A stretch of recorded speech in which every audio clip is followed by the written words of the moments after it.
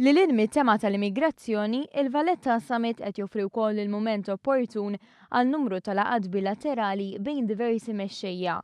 Fosthom il-Prim Ministru Joseph Muscat li flaqa mal-Prim Ministru Ingliż David Cameron ġew diskussi temi brabta mal-futur tar-Renju Unit fl-Unjoni Ewropea.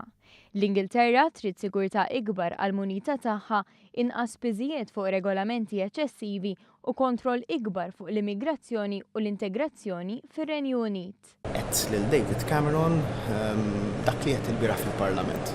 Ġifieri li aħna naqblu totalment mal-Ingilterra fuq il-bżonn ta' aktar flessibilità, imma l-flessibilità trid tkun hemmhekk għal kulħadd u mhux flessibilità mhux qiegħed fiż-żona euro li titpatta b'aktar riġidità fiż-żona euro. Ġifieri aħna mhux ħanaċċettaw li nkunu aħna nilħallsu il-prezz ta' iktar flessibilità għall-Ingilterra jew għal ħadd ieħor. Flessibilità naqblu magħha totalment kif naqblu mal-completion tas-single market imma rridu għal kulħadd. Il-Prim Ministru Joseph Muscat kellu laqa maċ-Chairman tal-Unjoni Afrikana Nkosazana Zuma.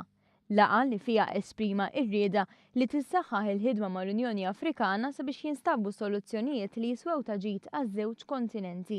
Dan anke fid-dawn tal-priorità ewlenija tal-Valletta Summit, jiġifieri li jkunu indirizzati l-eruq ta' din it-traġedja umana.